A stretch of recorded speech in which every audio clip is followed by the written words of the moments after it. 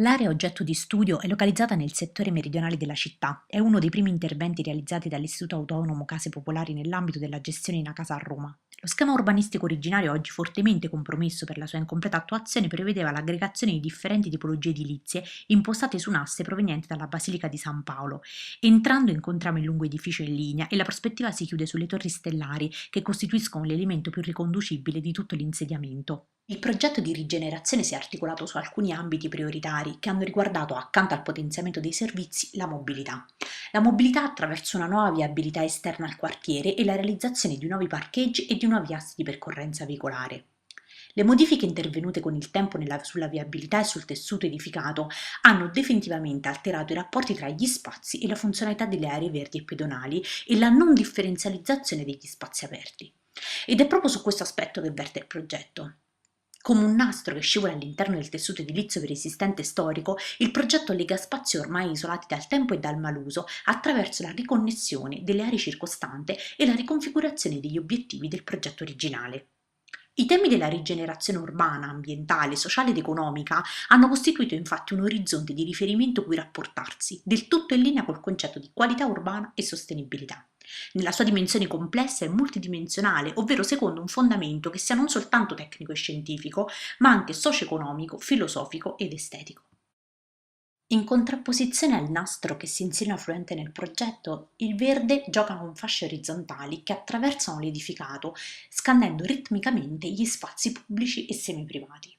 Uno degli interventi più massicci del progetto, invece, riguarda l'inversione dell'idea del progetto originale, che vedeva la realizzazione di una piazza sopraelevata. Si progetta invece una piazza passante. L'obiettivo è aprire e collegare due aree a quote differenti utilizzando la base di un edificio come luogo di passaggio da Viale Corinto alla Piazza del Mercato.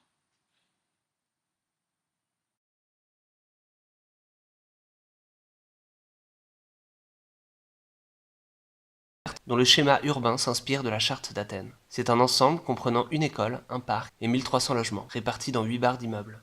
Le Flandre comprendra 299 logements, les plus grands ne dépassant pas les 68 mètres carrés pour les 4 pièces. La situation urbaine de l'immeuble fait qu'il devient une barrière à l'expansion de la ville, à l'est. En 1986, une réhabilitation thermique et esthétique est réalisée. Le nouveau parement est censé démonumentaliser la barre en la fragmentant avec un patchwork de couleurs, mais ceci enlève le caractère initial du bâtiment.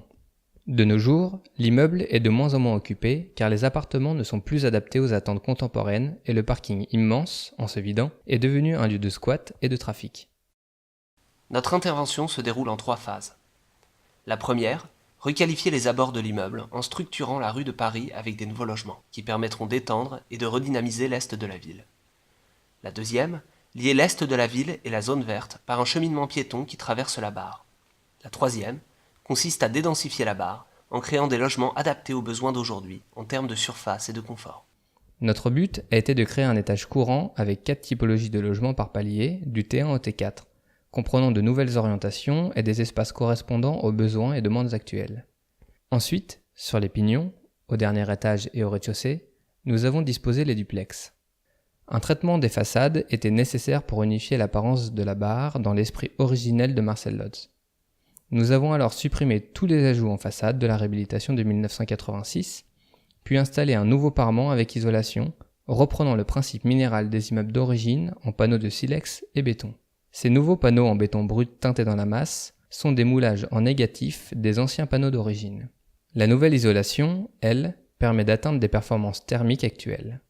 Pour finir, le projet s'est déroulé dans un cadre spécifique puisqu'il a été réalisé en partenariat avec l'ICF, Immobilière Chemin de Fer, ainsi qu'avec les propriétaires de l'immeuble Flandre et la mairie de Sotteville-lès-Rouen, ce qui a bien sûr orienté et nourri notre réflexion.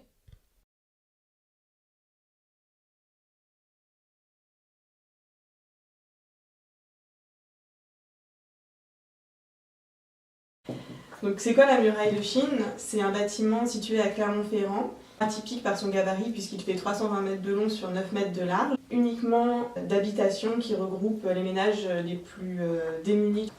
Pourquoi la démolition? C'est pour répondre à des maux qui sont bien réels sur les édifices hérités des grands ensembles. Il y a un déficit de mixité sociale, il y a un déficit de mixité fonctionnelle, il y a un habitat qui est obsolète, qui ne répond plus aux attentes actuelles. On sait bien aujourd'hui qu'on n'est plus dans une logique de concentration des ménages les plus pauvres aux mêmes endroits, qu'on essaye d'opérer en faveur d'une mixité sociale et d'un rééquilibrage de cette occupation sociale sur l'échelle intercommunale. On la démolit parce qu'elle souffre d'une mauvaise image, d'une mauvaise réputation, qui pour nous n'est pas définitive. Donc c'est un bâtiment particulier puisque c'est un emblème de la ville. Peu de bâtiments ont un surnom ou ont une renommée bonne ou mauvaise qui les propulse au rang d'emblème. Or c'est le cas de la muraille de Chine. C'est un emblème de la ville au même titre que la cathédrale de Clermont. On a des villes, des quartiers qui chez nous sont déjà constitués et sur lesquels les enjeux de demain c'est de faire avec ce qu'on a déjà, c'est d'être dans une logique de sobriété par rapport aux ressources qui sont disponibles. En effet, si l'héritage des grands ensembles n'est plus habitable en l'état, il constitue pour le moins un gisement modifiable. Il s'agit également d'un stock d'énergie grise à exploiter et à réinventer. La décision a été prise de garder l'entièreté de son ossature pour ne pas prendre le risque qu'en détruisant une partie, on fragilise le reste. Et au sein du bâtiment, il y a bien sûr ce système constructif de poteaux-poutres qui laisse énormément d'opportunités. Comment est-ce qu'on peut requalifier ces bâtiments? Comment est-ce qu'on peut les compléter, les transformer? On a d'ailleurs prolongé ces logements, doublés par un espace extérieur, leurs espaces de vie. La structure qui a une double utilité, elle est aussi une grande pente douce en escalier qui monte vers le toit terrasse et qui permet de desservir les bureaux. On garde sa forme de mur, de frontière, mais on en fait une frontière qui est habitée, une frontière habitée, parce que finalement c'est une frontière. C'est un endroit qui est rendu accessible à tous, qu'il est parce qu'on vient mettre la bibliothèque municipale, des activités de développement économique, qu'il est aussi parce qu'il y a une vue absolument incroyable au sommet de la muraille. Le toit terrasse de cette grande barre devient un atout formidable, ça devient un lieu de destination. Donc on pense que cet emblème controversé a toute la potentialité pour devenir un emblème de la ville.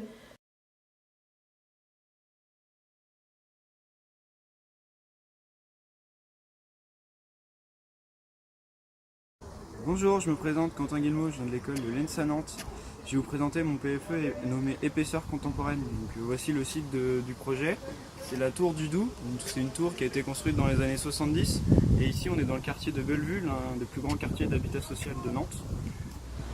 Le projet urbain concernant la tour du Doubs, donc cette tour de 15 étages et de 105 logements, se compose aussi de ce linéaire qui va bientôt être démoli par la mairie et la ville de Nantes, et du parking souterrain condamné pour des raisons structurelles qui se situe sous nos pieds.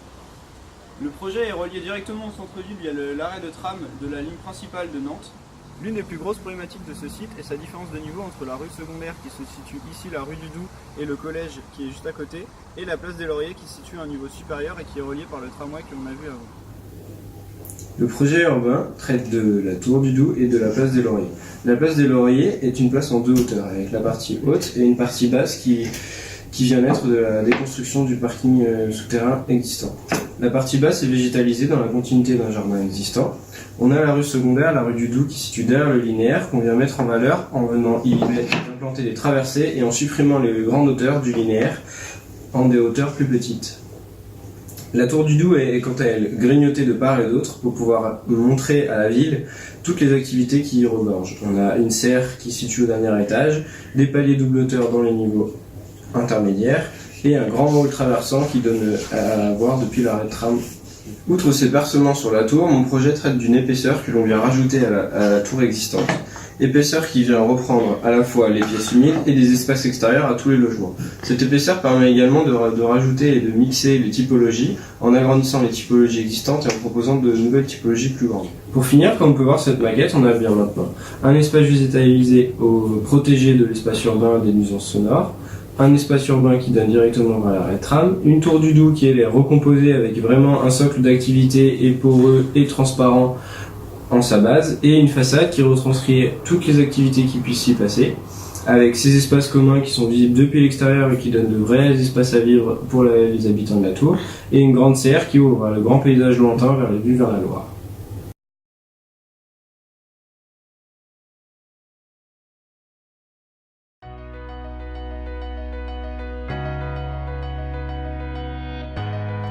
La nostra tesi ha avuto come tema quello della costruzione sulla città esistente quindi sopraelevazioni e ampliamenti volumetrici come strumento per lo sviluppo urbano sostenibile a consumo di suolo zero. Gli edifici oggetto di intervento si trovano nel quartiere di Mirafiori Sud, in prossimità degli stabilimenti dismessi della Fiat, e si tratta di 15 edifici a stecca realizzati nel 1962, prodotto del piano in a casa. Essi presentano quelle che sono le caratteristiche tipiche dell'edilizia popolare dell'epoca.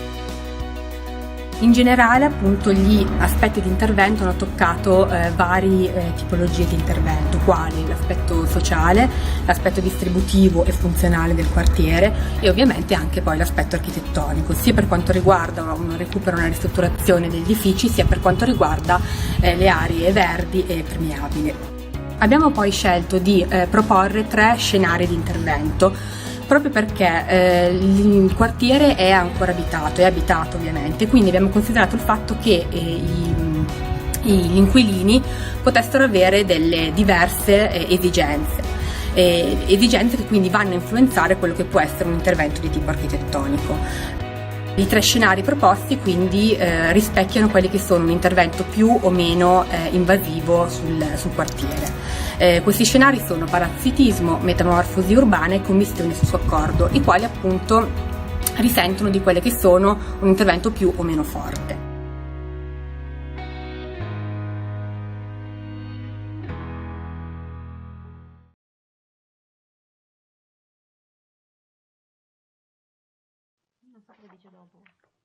Il lavoro di tesi è finalizzato ad inquadrare ed approfondire temi legati ad interventi di living groups nell'ottica dello smart building, intesi come un insieme di azioni sostenibili in grado di intervenire su aspetti di qualità, socialità, funzionalità ed efficienza.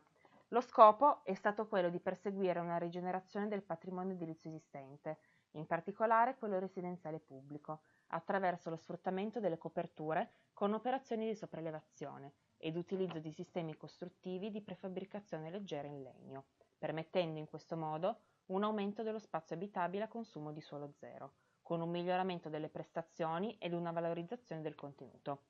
In quest'ottica è stato approfondito uno studio concreto e dettagliato sui diversi fattori che concorrono nella progettazione di una sopraelevazione, svolgendo un'indagine sulle modalità di intervento sul patrimonio edilizio esistente in Italia e in Europa, e riuscendo a costruire un panorama di strategie generali di riqualificazione da assumere come linee guida. A tal proposito è stato elaborato un progetto che interessa un caso concreto sito in territorio trentino, nel comune di Rovereto, di un complesso residenziale degli anni 70 di proprietà ETE SpA, Istituto Trentino di Edilizia Abitativa, per il quale sono stati proposti 4 scenari, di cui 2 interamente progettati e 2 solo ipotizzati, oltre che il retrofit degli edifici esistenti e un ridisegno del pian terreno, prevedendo al contempo la progettazione di luoghi di socializzazione attualmente non presenti. Al fine di verificare la fattibilità finanziaria e sociale del progetto sviluppato, si è affrontata una tipologia di analisi economico-sociale, analisi costi-ricavi e analisi multicriteri, attraverso la quale si è andato a delineare lo scenario maggiormente performante tra le 4 ipotesi di intervento analizzate, definendo il rating socio-economico più conveniente, che si è rivelato essere proprio quello approfondito a livello progettuale. In questo modo si è potuto dimostrare come l'intervento sia riuscito a soddisfare gli ambiti che definiscono la sostenibilità, raggiungendo un'architettura qualitativamente performante, senza perdere mai di vista gli aspetti sociali, economici, di innovazione tecnologica ed ambientali lungo tutto il percorso di progettazione.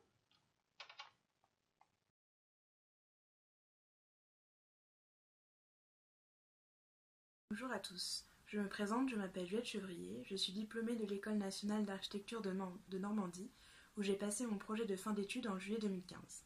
Mon diplôme porte sur la réhabilitation en 74 logements de l'ancien bâtiment du bureau de la CSF, qui était la compagnie générale de télégraphie sans fil.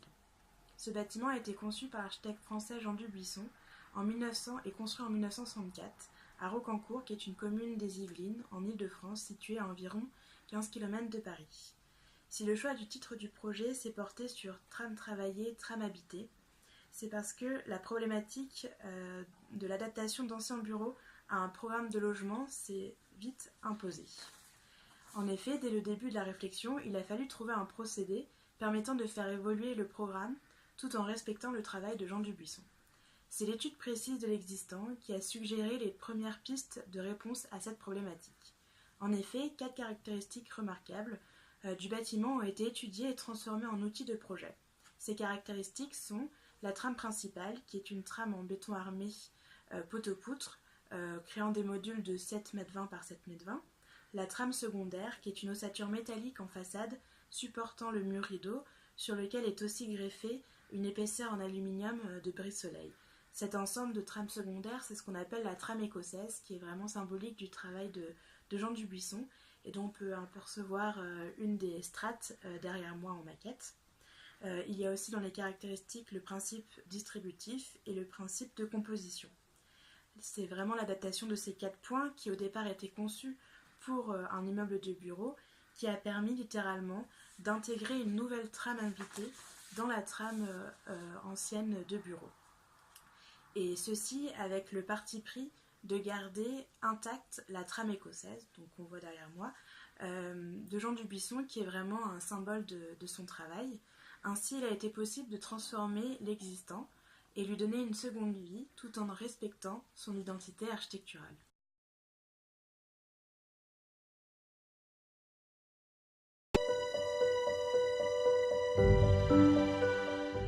Il nostro progetto affronta la riqualificazione di un complesso edilizia popolare collocato nella periferia nord di Torino e in gestione all'Agenzia Territoriale per la Casa.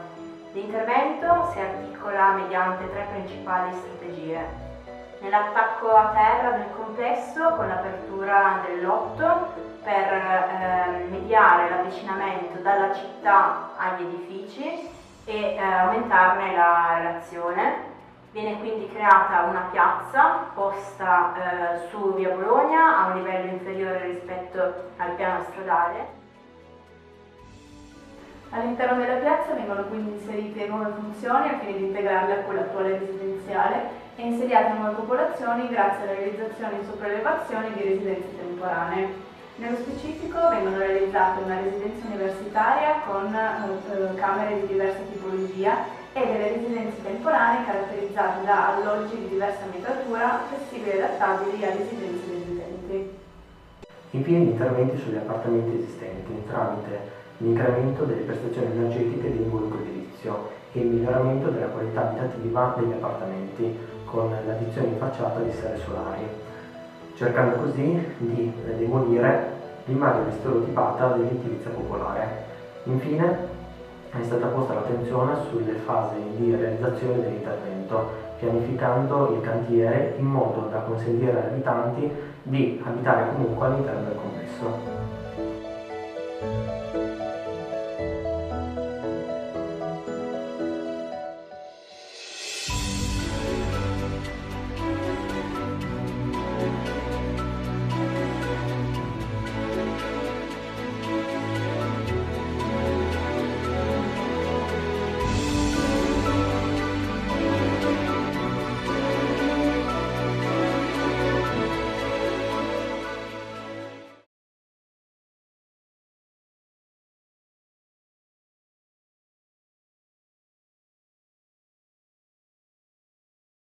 Trois étudiants de l'école d'architecture de Toulouse.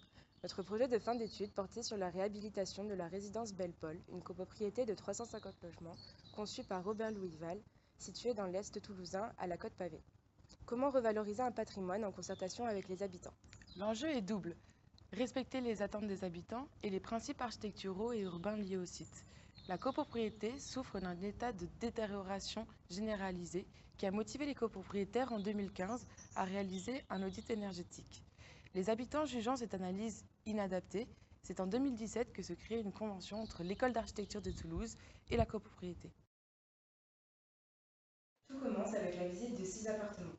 Cet échantillon nous a permis d'observer les modifications effectuées par les propriétaires et leurs conditions de vie.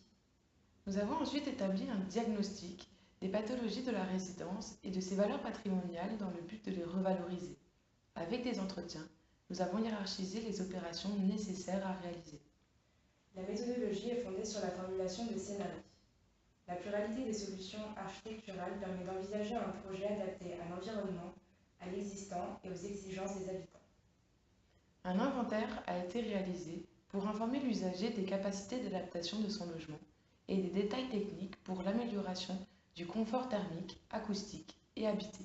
Nous proposons 3 projets.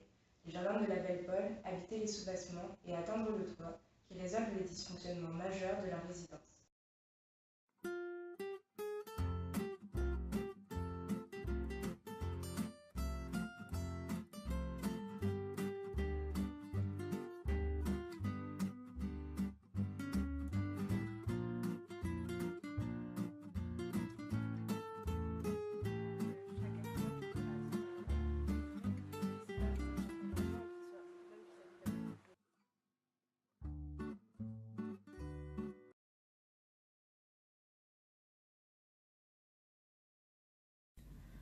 Je m'appelle Raphaël Bertha et avec ma binôme Marie DeVos, nous avons réalisé ce projet de fin d'études à l'école d'architecture de Lille. Nous avions une problématique transversale à plusieurs ateliers qui était la ville du XXe siècle comme matière à projet, comme support pour la ville du XXIe. Et nous travaillions plus spécifiquement sur un ensemble de 170 logements réalisés par Fabien Vienne à La Ciotat, à côté de Marseille, dont nous avons tiré 2 problématiques que nous avons menées de manière parallèle pendant le semestre. La première qui était de comment est-ce qu'on peut implanter des équipements structurants et comment est-ce qu'on peut repenser le système VIR, la place de l'automobile qui aujourd'hui est pénalisante dans la lecture du projet, et proposer des usages plus contemporains. Et en parallèle, comment est-ce qu'on peut s'inscrire dans le substrat culturel et géographique que représente la Méditerranée contemporaine. Nous avons choisi d'agir directement en cœur de l'opération sur 2 parkings qui sont présents aujourd'hui et les transformer en place pour les mettre en lien avec tout le système de cheminement piéton qui est présent aujourd'hui et qui est d'une grande qualité, qui fait vraiment la force du projet de Fabien Vienne. Et nous avons créé des volumes que nous souhaitions pouvoir être capables de renforcer les vides et aussi d'installer une hiérarchie entre ces vides pour créer une centralité.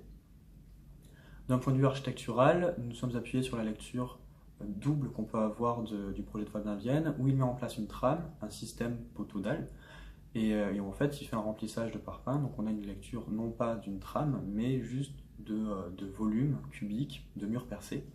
Et donc on déploie à la fois soit des systèmes tramés, où on a une lecture de la structure, soit la thématique du mur épais qu'on va renforcer par l'utilisation de la pierre de taille pour donner la sensation de vivre dans une épaisseur entre l'architecture et la topographie. Cette opération, en fait, c'est un moment de bascule entre une production basée sur la tour, là-bas, l'habitat individuel, et une réflexion menée en France sur d'autres formes d'habitat, et donc là, le logement intermédiaire ou individuel dense. Donc aujourd'hui, c'est une opération qui est très bien vécue par ses habitants, mais qui pose aussi des questions qui sont fertiles pour la ville d'aujourd'hui. Donc des questions de densité, des questions sur les espaces collectifs, sur l'économie du projet, et aussi sur le rapport qu'on peut instaurer entre un paysage et une culture locale. Merci.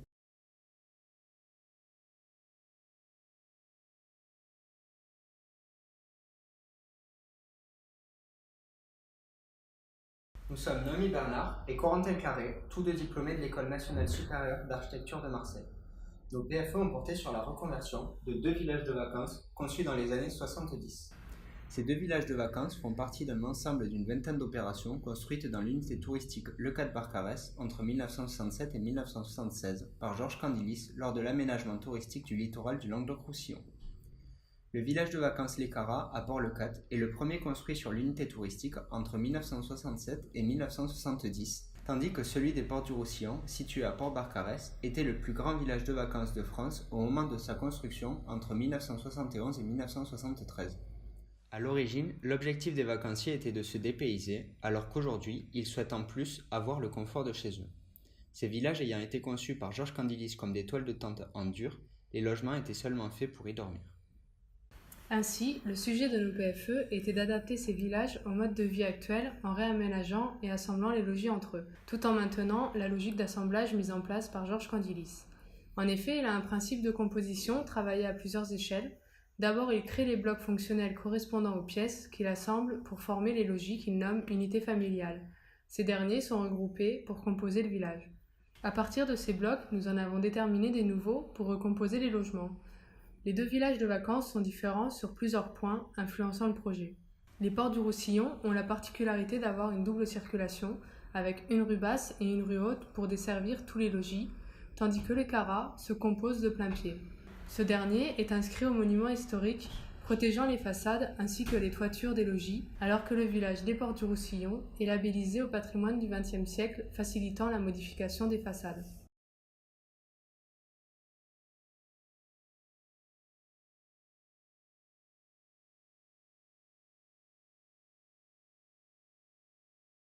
Bonjour, je m'appelle Claire. L'année dernière, j'étais étudiante à l'École nationale supérieure d'architecture de Normandie. Pour mon projet de fin d'études, pendant 5 mois, j'ai exploré une ruine qui m'a séduite et dont le potentiel m'a permis de développer différentes stratégies urbaines, touristiques et historiques. Le projet consiste à réhabiliter la dernière friche industrielle au bord de la Durdan. Le cours important du fleuve y a attiré une filature qui construisit en 1830 la plus grande roue à aubes de la vallée. Ensuite, une laiterie y a pris place. En souvenir de cette occupation, le lieu se nomme encore la Magie. La problématique consiste à transformer la ruine pour valoriser son histoire tout en créant une interface entre le tourisme, l'économie locale et le fleuve.